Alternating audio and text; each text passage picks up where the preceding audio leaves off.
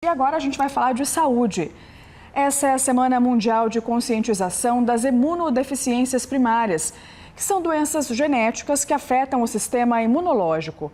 São mais de 500 tipos diferentes, dos mais leves, que permitem levar uma vida quase normal, aos gravíssimos, onde a intervenção precisa ser feita já nos primeiros meses de vida. Para a gente explicar melhor essa condição, os sintomas e tratamentos, está conosco aqui no estúdio Pércio Roxo Júnior, é médico, professor e chefe da divisão de Imunologia e Alergia Pediátrica da Faculdade de Medicina da USP de Ribeirão Preto. Doutor, boa noite, seja bem-vindo ao SP Record. Boa noite, obrigado.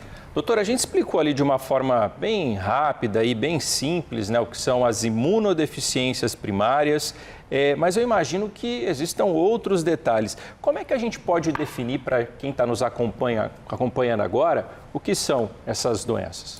Esse é um grupo muito grande de doenças geneticamente determinadas, então elas têm defeito genético já conhecido.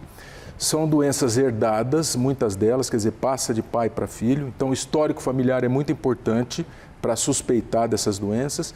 E é um grupo que, assim, muito grande, com manifestações heterogêneas, onde as principais manifestações mais frequentes são as infecções de repetição, infecções graves, infecções que requerem antibiótico por muito tempo, até manifestações menos comuns, como doenças autoimunes, doenças inflamatórias intestinais, doenças oncológicas, doenças alérgicas muito graves, que têm uma evolução pouco habitual.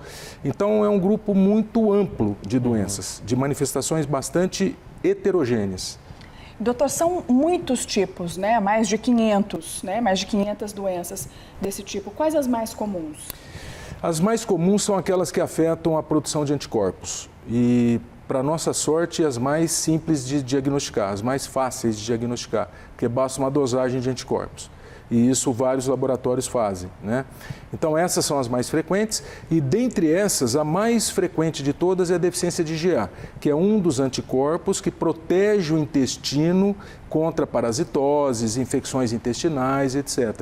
Então, esses pacientes podem ter diarreia crônica, podem ter diarreia de repetição e até parasitose, verminose de repetição. Doutor, tem alguma idade que essas doenças começam a se manifestar mais para que seja aí o alerta? Algumas acontecem predominantemente na infância, né, como a doença da bolha, por exemplo, ou SCID, né, imunodeficiência combinada grave, que é do filme da bolha lá, ela começa muito cedo, no primeiro semestre de vida. E algumas têm apresentação mais com início na vida adulta, adolescentes e na vida adulta. De um modo geral, pode afetar qualquer idade, mas a maioria delas afeta a faixa pediátrica. E, doutor, para quem tem o diagnóstico já na fase adulta, muda alguma coisa no tratamento ou não? Depende da época do diagnóstico. Se o diagnóstico for precoce, mesmo no adulto, antes de ter comorbidade pulmonar, por exemplo, antes de ter desnutrição, essas coisas, o prognóstico muda totalmente, é muito melhor. Agora, se tiver um atraso diagnóstico importante, o prognóstico é ruim. Doutor, agora, por exemplo, o senhor falou aí de algumas doenças, de alguns sintomas.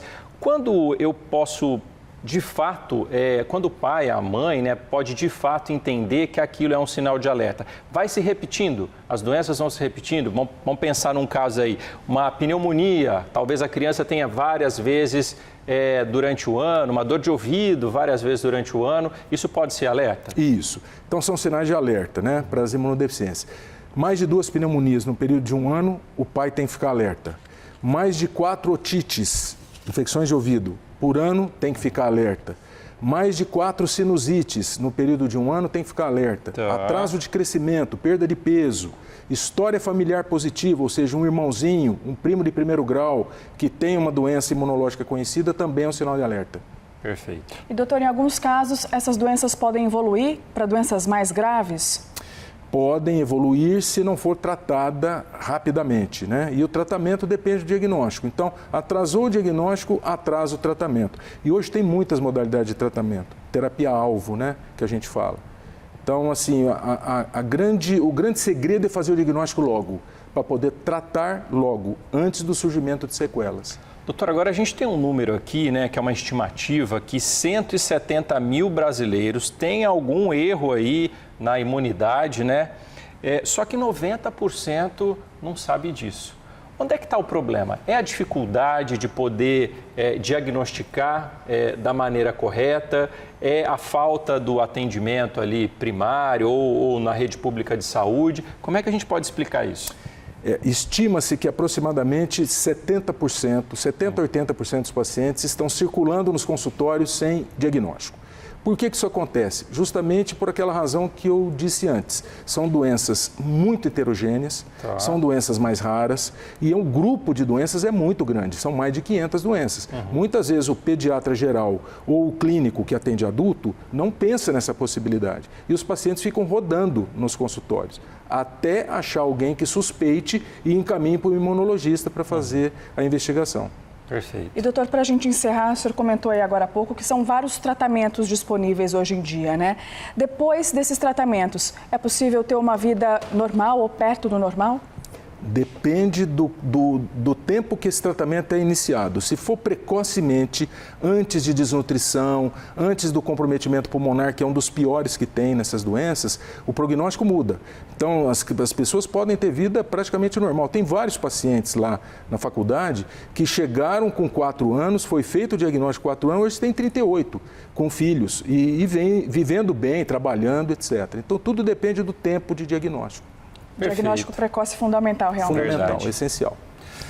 Dr. Pércio, obrigado pela presença aqui no SP Record, pelos esclarecimentos, sinais de alerta, como o senhor disse, procura um profissional, explica ali que está tendo muita pneumonia, é preciso identificar, citando só o caso aí da pneumonia. Obrigado mais uma vez, doutor. Eu que agradeço. Uma boa noite. Obrigada, doutor. Até a próxima.